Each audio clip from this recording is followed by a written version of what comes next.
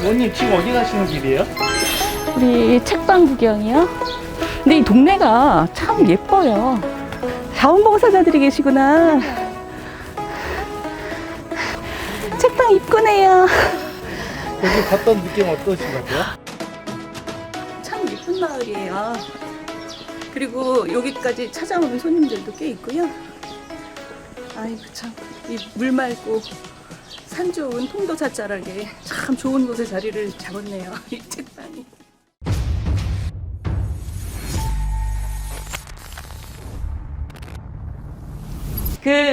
제가 운전을 늦게 배웠어요. 제가 33살에 운전을 배워서 20년 전인데, 제가 운전을 배우자마자 여기부터 왔습니다. 양산에 통도사.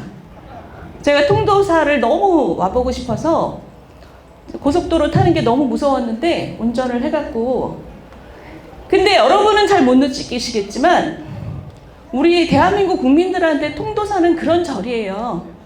우리 대한민국의 신라 통일도 하기 전에 만들어진 절이잖아요. 그 오랜 세월을 살아남고 대한민국의 굉장히 정순한 그런 정신을 대표하는 그런 곳입니다. 우리는 양산 그러면 굉장히 좋은 이미지를 갖고 있습니다. 그러니까 제가 운전을 배우자마자 막 무서우면서도 왔죠. 근데 요즘에는 양산 그럼 뭐가 떠오르는지 아세요? 요즘에 무슨 책방이 떠오르죠? 요즘에는 그러니까 이 동네가요, 예전에는 양산 그러면 대한민국의 아주 단정한 정신, 깊은 정신이 떠올랐는데, 요즘에 양산 그러면 내로남불 정신의 성지가 됐어요. 그렇죠. 여기 자기 자식들 추천서 위조하신 분이 여기 책방 왔다 가신 다음에 자기가 뭐 가지하는 길을 가겠다 막 이러잖아요. 여기 무슨 재판받고 지금 감옥 가야 되는 분들이 여기 와가지고 굉장히 무슨 영웅이 된 것처럼 이 동네가 굉장히 이상해졌어요. 이거 가만 놔두셔야 되겠어요? 절대 안 됩니다. 그렇죠? 여기 무슨 내로남불 성지이고 소굴이고 그렇게 돼버렸습니다. 제가 오늘 우리 당원 여러분들이 내년 총선에서 여기 계신 이 두 분을 성공시켜 드리는 게 우리나라 역사에서 얼마나 중요한 일인지 그걸 좀 말씀을 드리고 싶어요.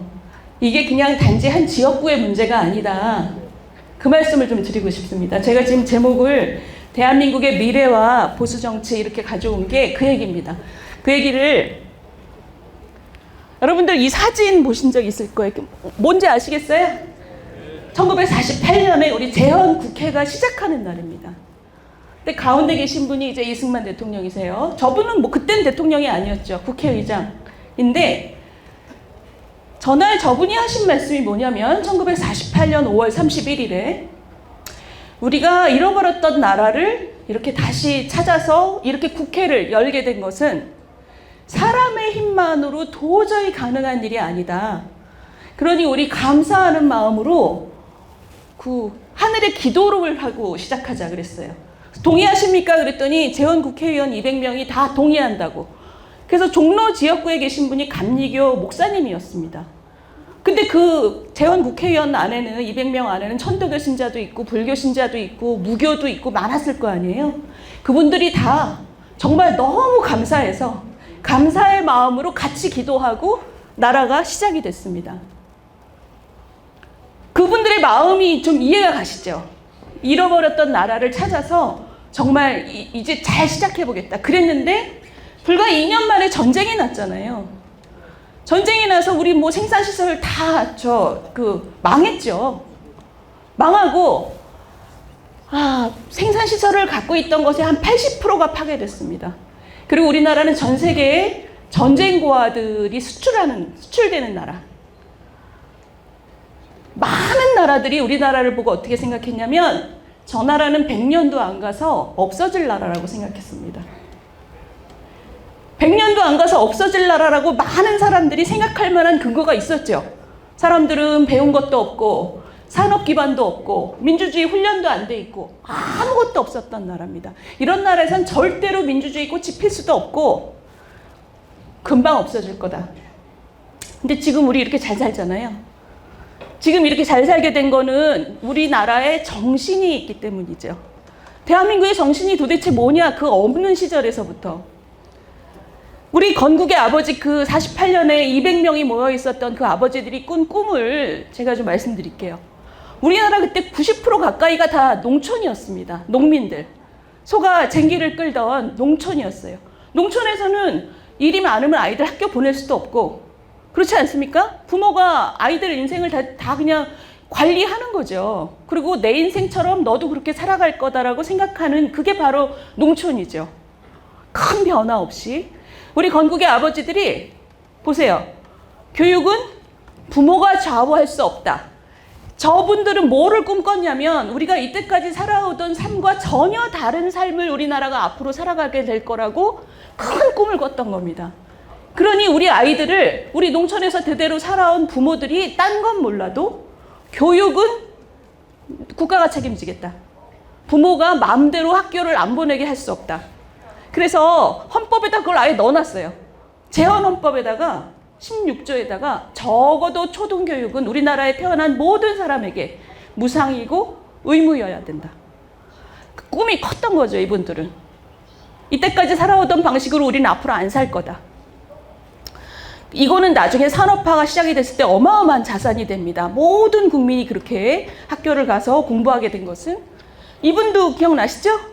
이분 보세요. 나중에 김대중 대통령이 무슨 얘기를 했냐면 저분이 자기를 그렇게 못 살게 굴었지만 저분이 우리나라 국민들의 정신을 하면 된다로 바꿔놓은 것은 자기는 너무나 큰 그 성과라고 생각한다. 너무나 큰 업적이다.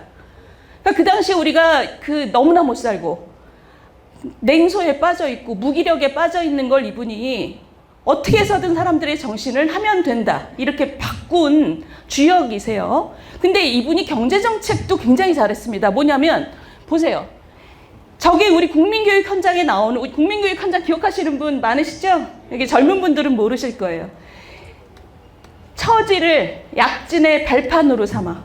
그러니까 우리 그때 막 진짜 밥도 잘 못 먹던 시절인데도 그 어려운 시절을 절망하지 않고 이 어려운 처지를 약진의 발판으로 삼아 사람들의 마음을 들어 올릴 수 있었던 거죠. 그런데 그걸 그냥 한 게 아니라 보세요. 뭐라도 하나 만들어서 나가서 수출 신용장 받아오면 금융지원 해준다.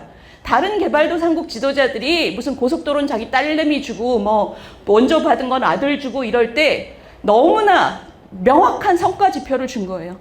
당신들이 가발을 만들든 합판을 만들든 밖에 나가서 팔 수 있으면 그거 우리 금융지원 해준다. 수출 신용장만 있으면 해준다. 그러니까 우리나라 사람들은 저 못 살 때도 싸구려 물품을 만들 때도 항상 눈을 세계에다 놓고 내가 세계에다 뭘 팔 수 있을까. 그러니까 세계가 우리에게 학교였던 거죠. 그러니까 우리 저렇게 못 살 때 우리 지도자들은 그 시절에도 국민들의 눈을 크게 만들려고 했던 겁니다. 그리고 미래를 향해서 저렇게 못 살 때도 미래를 향해서 우리 아이들은 우리하고 다른 삶을 살 거다. 이렇게 가난한 나라에 태어난 아이들이지만 우리하고는 다른 삶을 살 거다. 결과는 어때요? 가장 가난한 나라에서 중진국 뛰어넘고 선진국으로 된 거는 전 세계에서 진짜 무슨 바다에서 석유가 갑자기 발견된 나라거나 아니면 굉장히 조그만 나라 말고는 대한민국 단 한 나라밖에 없습니다. 대단한 나라입니다. 지도자도 대단했고 국민들도 대단했습니다. 그런데 지금 우리나라 어떤지 한번 보세요. 우리나라를 가리키는 가장 중요한 지표가 뭔지 아세요? 자살률이 전 세계 1등이고요. 출산율이 전 세계에서 꼴찌입니다. 이렇게 잘 사는 나라이고 이렇게 대단한 역사를 이뤘는데 젊은이들이 미래를 꿈꾸지 않는 나라예요. 젊은이들이 희망이 없고 그리고 나이 드신 분들은 나름의 이유로 또 절망하고 그럼 도대체 뭐냐는 거예요. 이렇게 어마어마한 역사를 이룬 나라에서 왜 그 안에 사는 사람들이 행복하지 않고 미래를 꿈꾸지 않느냐. 우리 지금 병들어 있습니다, 여러분. 여러분들은 지금 우리가 나이가 웬만큼 들어서 기성세대는 잘 느끼지 못할 수 있지만 집에 있는 젊은 친구들 생각해 보세요. 대한민국 병들었습니다, 지금. 이분이 그 무서운 IMF의 총재예요, 여자분이. 라가드라는 분인데 이분이 뭐라 그랬냐면 5년 전에 한국에 와서 대한민국은 집단 자살의 사회라 그랬습니다. 지금 이 출산율을 보면 전 세계에서 가장 낮은 일본도 지금 1.2 뭐 이런데 우리나라 작년에 0.8이었습니다. 젊은이들이 미래에 대해서 별로 희망이 없으니까 결혼도 안 하려고 그러고 아이도 잘 안 낳으려고, 우린 그런 얘기 너무 많이 들어서 아무렇지도 않게 생각하는데 외국 사람들이 볼 때는 저게 집단으로 자살하는 나라가 아니면 어떻게 저걸 가만 놔두고 있나. 자살률이 전 세계 1등이고 출산율이 전 세계 꼴등이라는 거는 우리가 깊이 병들어 있다는 뜻입니다. 우리가 성공에 취해 있고 우리 세대는 정말 우리 대단했지 이러고 있죠. 저는 후진국일 때 태어나서 중진국일 때의 젊은 청년 시절을 보내서 지금 선진국을 살아가고 있어요. 그래서 저는 제 인생을 돌아보면 다른 분들하고 비슷하게 야 우리나라 대단하다 라고 생각합니다. 한국은행 총재가 뭐라 그랬냐면 한국은 이미 꺾였다.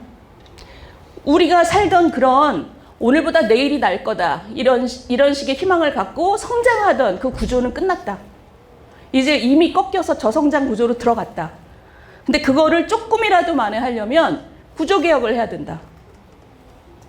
근데 이분이 정말 답답해서 얘기한 거죠. 구조개혁 없이 돈을 풀어서 이거를 나라를 억지로 부양하는 거는, 체질 개선 없이 돈을 풀려고 하는 거는 나라 망치는 지름길이다. 우리 역대 한국은행 총재 중에서 이렇게 답답한 심정을 그대로 토로한 사람은 단 한 명도 없어요. 이분이 얼마나 답답했으면 구조개혁 제대로 해서 체질을 올리지 않고 돈을 풀어서 대응하는 거는 나라 망치는 지름길이다 이렇게 얘기를 했습니다. 여러분 이분 얼굴이 있죠? 제가 이거 학계에 있을 때 8년 전에 박근혜 정부 때 동아일보에 칼럼을 쓴 겁니다. 저 제목 보세요. 좌파는 개혁 없이 살 길을 한번 말해봐라 그랬어요. 제가 얼마나 답답했으면. 그 당시에 박근혜 정부가 노동개혁을 하겠다고 전면에 내세웠었습니다. 근데 결국 못했죠. 반대가 너무 심했습니다. 민노총, 한노총 너무 심했어요. 근데 제가 그때 이런 글을 썼던 거는 그러면 개혁 안 하고 우리 청년들한테 도대체 어떻게 일자리를 만들어줄 건데. 지금 우리나라 이미 꺾였고 일자리를 모집하는데 기존의 기성세대들이 다 자리 잡고 있고 민노총, 한노총 이런 사람들 다 대기업의 좋은 일자리의 노조들이잖아요. 근데 젊은이들한테 길을 터주지 않으면, 젊은이들한테 길을 터주는 게 바로 개혁입니다. 노동개혁, 민노총, 한노총 뭐 그냥 자기 자리 꽉 쥐고 있죠. 지금도 뭐 하면은 나와서 지금 정권 퇴진 운동 하잖아요. 자기들이 뭔데 우리 국민이 선출한 대통령을 퇴진 운동을 해요. 말도 안 되는 일이죠. 말도 안 되는 일이 벌어지는 건 뭐냐면 그동안 그 사람들이 너무 세져 있습니다. 그러니까 개혁을 손도 못 댔어요. 박근혜 정부 때도. 연금개혁 문재인 대통령이 한다 그랬잖아요. 한다 그랬는데 정권 시작하자마자 약속해놓고 저 정부에서 안을 만들어 가니까 뭐라 그랬냐면 이거 국민들이 싫어할 것 같은데?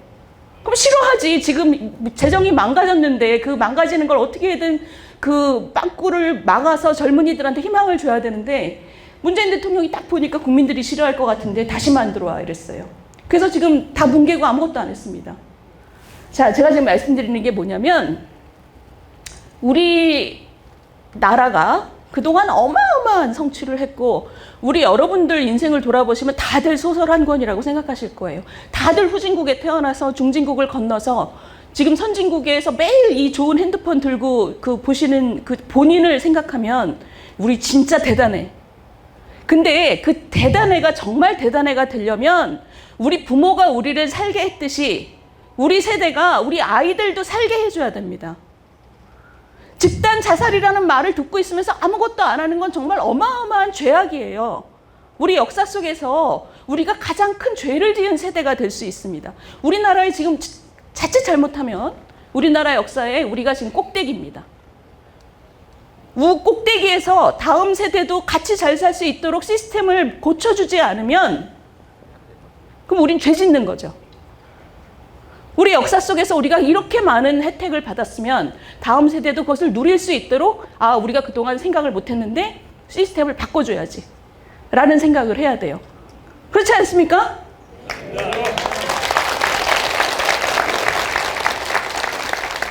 아까 한국은행 총재가 돈만 풀지 제대로 개혁하지 않는 건 나라 망치는 지름길이라 그랬잖아요.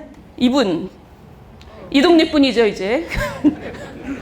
이분이 아주 대표적인 분입니다. 이분이 2015년에 야당 대표하실 때 뭐라 그랬냐면 박근혜 대통령을 매섭게 질타했어요.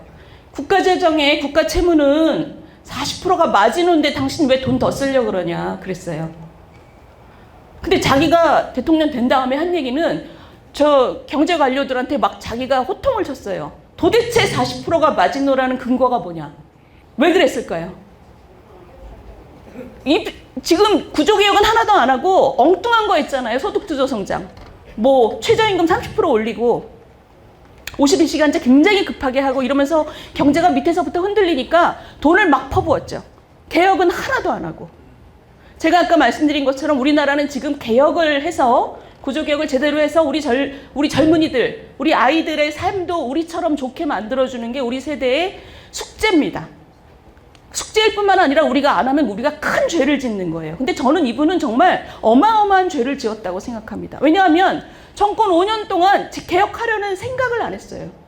그리고 한 거는 자기들 머릿속에 있는 무슨 소득주도 성장 너무나 이상한, 제가 경제학자인데 듣도 보도 못한 그런 거를 해서 경제를 망가뜨리고 그거를 주워 담으려고 돈을 엄청 풀었죠. 여러분들 지금 뭐 우리가 국가 채무가 1,000조가 넘고 뭐 정권 시작할 때 국가 예산이 400조였는데 지금 600조가 됐고 어마어마한데 다 코로나 때문이야 라고 믿으시는 분들 계세요? 아닙니다. 코로나 시작하기 전에 3년 동안 숨가쁘게 썼어요. 기억나시죠? 진짜 숨가쁘게 썼습니다. 코로나는 2020년 여름부터 본격화됐잖아요. 2018년, 19년, 20년 예산이 다 경제 성장률보다 2배나 지출 증가율이 높았어요. 우리가 예전에 그렇게 써본 적이 없는 나라입니다. 우리나라는. 자기 소득이 늘어나는 속도로 지출도 늘어나야지. 근데 이분은 한 2배, 3배 이렇게 예산을 짰어요. 어마어마하게 돈을 써제꼈습니다. 아까 한국은행 총재가 얘기한 것처럼 정확하게 그렇게 했죠. 개혁은 안 하고 돈을 풀어서 그런 죄를 지은 정권입니다. 딱 자기가 야당 대표일 땐 저렇게 얘기하고 자기가 대통령 되니까 딱 이렇게 얘기하잖아요. 그러니까 국민들이 정치를 어떻게 믿습니까?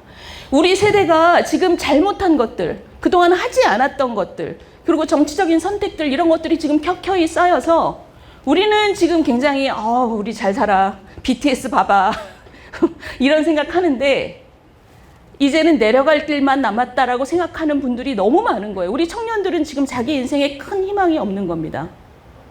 제가 좀 말씀을 좀 마무리를 하면 오늘이 7월 8일이잖아요. 7월 7일 어제. 7월 7일이 무슨 날인지 아세요? 7석. 그거는 7월 7석은 음력이고요. 양력 7월 7일. 여기 아시는 분 계세요?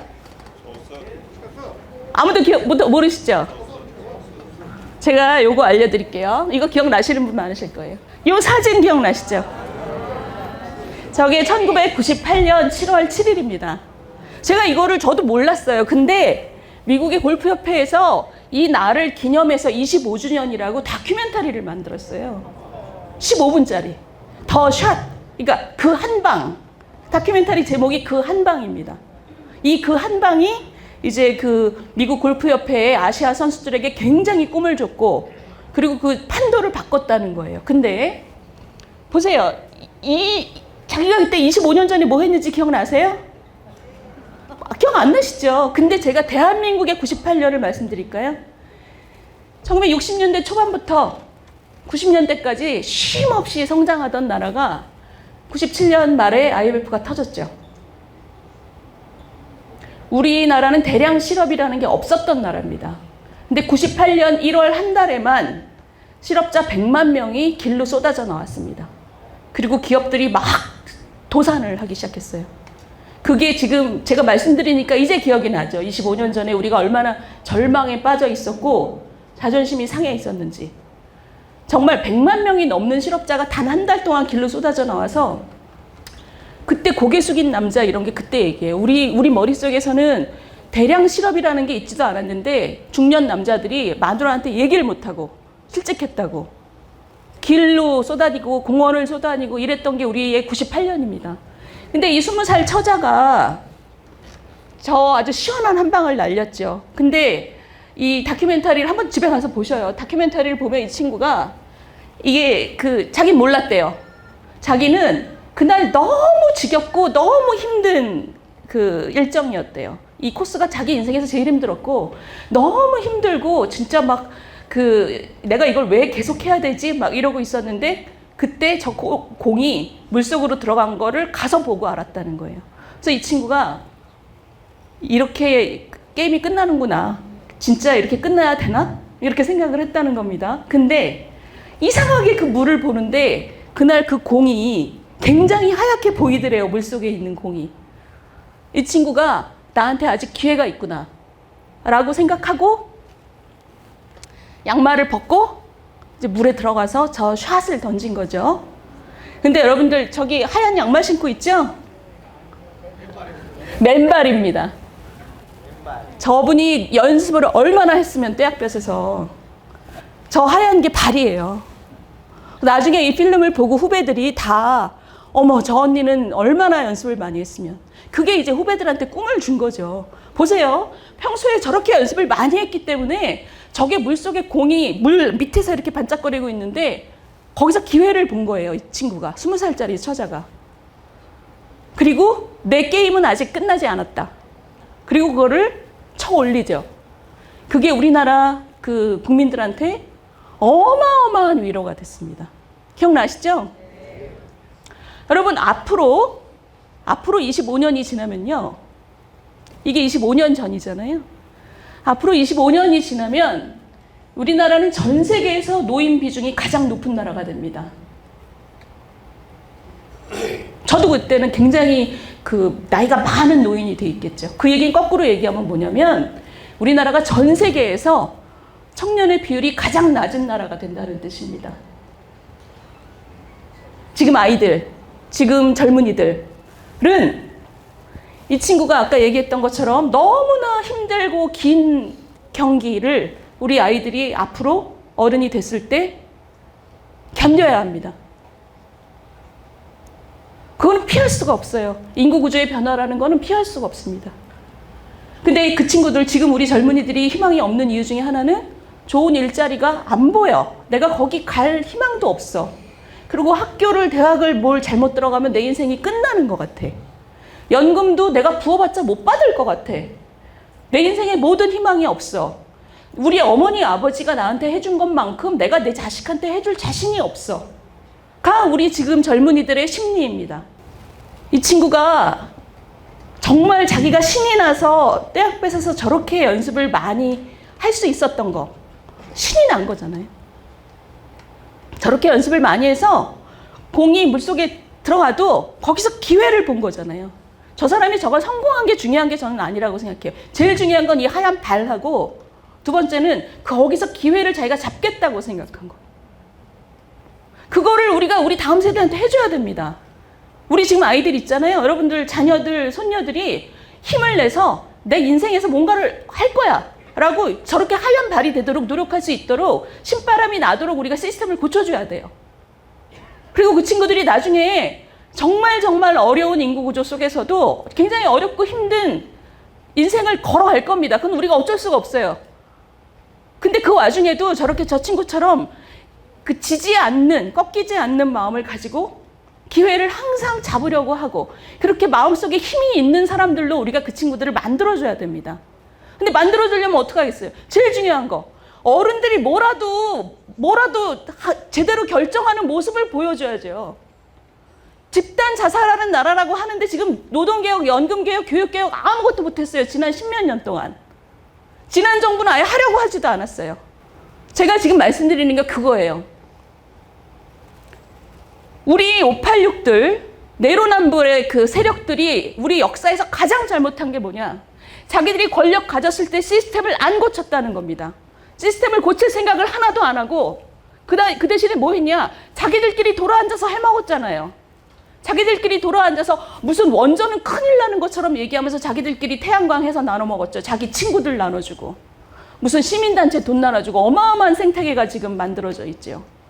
그러면서 정작 가장 중요한 우리 아이들을 위한 시스템을 우리가 지난 60년 동안 가져온 시스템을 보수하는 것을 안 했어요. 근데 우리가 내년 총선에서 지면 윤석열 정부도 똑같이 됩니다. 저는 우리 윤석열 정부가 지금 구조개혁 하고야 말겠다, 인기가 없어도 하고야 말겠다라고 얘기한 것만으로도 너무 감사하고 저게 바로 정치지라고 생각합니다. 왜냐하면 그게 우리 세대의 숙제니까. 그런데 내년 총선에서 지면 아무것도 못해요. 다 국회를 통과해야 되는 거니까. 그럼 결과적으로 어떻게 되느냐? 지난 10수년 동안 실패한 정권하고 똑같이 됩니다. 그리고 더 나쁜 건 뭐냐? 그렇게 되면 이룬 게 없는 정권이 돼서 저런 내로남불 정신으로 똘똘 뭉친 세력한테 다시 정권이 돌아갈 가능성이 매우 높습니다. 그러면 우리나라의 역사 속에서 저렇게 뻔뻔하게 우리나라의 시스템을 고치고 젊은 친구들, 아이들을 위해서 아무것도 고칠 생각을 안 했던 사람들한테 정권이 또 넘어가게 돼요. 집단 자살하는 사회가 정말 집단 자살하게 됩니다, 여러분. 내로남불의 성지가 있거나 말거나 우리는 여기서 우리 국민들에게 우리 아무 당도 지지하지 않는 국민들한테도 정말 여러분들이 열과 성을 다해서 왜 우리가 국민의힘이 이번 총선에 이겨야 되는지를 여러분들께서 신나서 얘기할 수 있으셔야 돼요. 왜 그래? 왜 국민의힘이 돼야 되라고 물으면 우리는 훨씬 당당하죠. 우리는 뭐라도 고치려고 하는 사람들이잖아요. 뭐라도 고치려고 하는 정치 세력과 아무것도 지난 5년 동안 고치려고 생각도 안 했던 정치 세력은 너무 명확해요, 지금. 우리나라 역사상 가장 명확한 선택의 순간입니다. 그럼 양산이 이기면 우리 이깁니다. 양산이 험질해서 그런 것도 있고 지금 전국에서 여긴 내로남불 성지가 됐잖아요. 여러분들이 이기면 내로남불이라는 그 정신이 없어지는 거예요. 전 국민이 무시하게 되는 겁니다, 그것을. 아, 우리는 이제 그 586 운동권들의 시대를 건너갔구나 라는 것을 여러분들이 보여주셔야 돼요. 하실 수 있습니까? 예, 제가 잘 부탁드리겠습니다. 우리 정말 내로남불, 586, 평생 운동권으로 울거먹은 사람들이 시스템은 하나도 고치지 않은 그 시대를 이젠 정말 뒤로 하고 미래를 향해서 우리 앞선 우리 지도자들이 그 어려울 때도 나라를 앞으로 밀고 나갔듯이 미래를 향해서 가자는 그 선택을 여러분들께서 전 국민에게 보여주십시오. 제가 부탁드리겠습니다. 감사합니다.